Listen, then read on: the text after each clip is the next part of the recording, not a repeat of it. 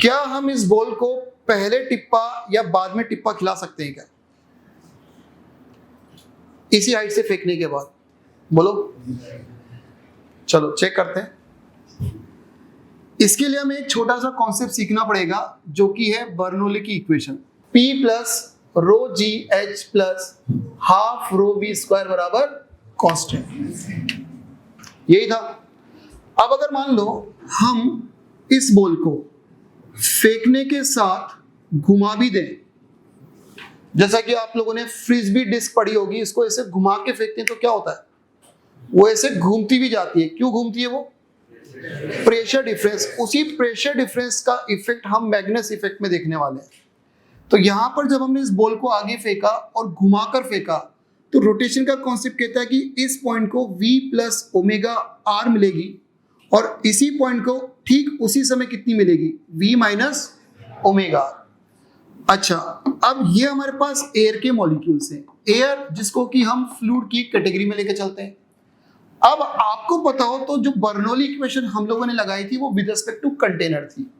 तो हम क्या कर रहे हैं, अपने आप को इस जगह बिठा लेते हैं।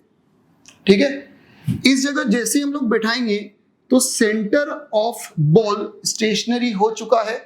अब केवल इस पॉइंट के पास इधर की तरफ ओमेगा आर और इसके पास पीछे की तरफ क्या है, ओमेगा आर है। ऐसी स्थिति में अगर आप इन मॉलिक्यूल्स को देखेंगे तो चूंकि हमने इसके सेंटर को रोका है तो इसके रिलेटिव वो मॉलिक्यूल्स किधर आएंगे, पीछे की तरफ आएंगे। सारे ही मॉलिक्यूल्स आएंगे और वो एक प्रकार का स्ट्रीमलाइन फ्लो बनाने की कोशिश करेंगे, समथिंग लाइक दिस। ये समझ में आ रहा है?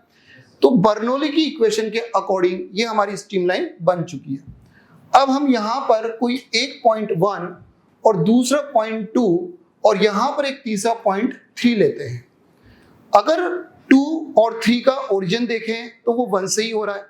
तो बर्नौली वैसे तो 1, 2 या 1 और 3 के बीच में लगती थी, बट चूंकि इसका 2, 1 और इसका 3, 1 कॉमन ही है, इसलिए हम डायरेक्ट बर्नौली किसके बीच में लगा रहे हैं, 2 और 3 के बीच में। यहां तक चमका। ऐसी स्थिति में जब ये मॉलिक्यूल इस वाले बॉल के संपर्क में आएंगे तो इनको वेलोसिटी सेंटर के रिलेटिव v इधर है, इसको भी सेंटर के रिलेटिव v इधर है। बट जैसे ये मॉलिक्यूल इस बॉल के कांटेक्ट में आएगा तो ऊपर वाले मॉलिक्यूल की नेट स्पीड बढ़ जाएगी या कम हो जाएगी, और नीचे वाले की। इसका मतलब ये हुआ कि जो एयर की 2 स्ट्रीम्स लाइन हम लोगों ने बनाई है, इस वाले की net velocity v minus omega R हो जाएगी और इस वाले की नेट वेलोसिटी क्या हो जाएगी, हो गया बर्नौली की। अब मानते हैं कि ये जो है ना, हाइट में कोई ज्यादा वेरिएशन है नहीं, या ये मान लो कि जो आपने बॉल फ्रिस्बी को जो घुमा के फेंका था ये उसका टॉप व्यू है, तो दोनों की हाइट में डिफरेंस बताओ। अगर हाइट में डिफरेंस 0 डाल दें तो सिंपल सा नियम है कि जिधर वेलोसिटी ज्यादा उधर प्रेशर कम। किधर प्रेशर ज्यादा हुआ, यहां पर वेलोसिटी है कम, तो अगर यहां का प्रेशर P1 और यहां का प्रेशर P2 माने तो किधर का प्रेशर बढ़ चुका है। अब चूंकि P1 का प्रेशर बढ़ चुका है तो जिस बॉल को मैंने घुमाकर फेंका था उस पर इधर से एक अतिरिक्त फोर्स P1A और यहां से एक दूसरा फोर्स P2A आ चुका है। ठीक है, पहले वाली बॉल पर केवल ग्रेविटी की फोर्स लग रही थी, सेकेंड वाली बॉल पर क्या हुआ, ग्रेविटी के साथ प्रेशर डिफरेंस की भी फोर्स लगी। अब बताओ ये बॉल ज्यादा डेविएट होगी नहीं होगी कंपेयर टू प्रीवियस। इसी फिनोमिना को क्या कहते हैं, मैग्नस इफेक्ट। इसी कारण से जो फास्ट बॉलर होते हैं, अब जब वो बॉल को फेंकते हैं तो क्या करते हैं, वो इन स्विंग या आउट स्विंग कराने की कोशिश करते हैं। बट फास्ट बॉलर के साथ एक बहुत बड़ी दिक्कत है कि जब थ्रो किया जाएगा तो बॉल को घुमा पाना लगभग मुश्किल है, क्योंकि अगर उसने घुमाने की कोशिश करी तो बॉल छूट जाएगी हाथ से। तो इसलिए वो क्या करते हैं, rather than to rotate it, वो एक तरफ की सरफेस को रफ और एक तरफ की सरफेस को स्मूथ बनाते हैं। और आपने देखा होगा दिन रात वो बॉल को घिसते रहते हैं, याद है सबको।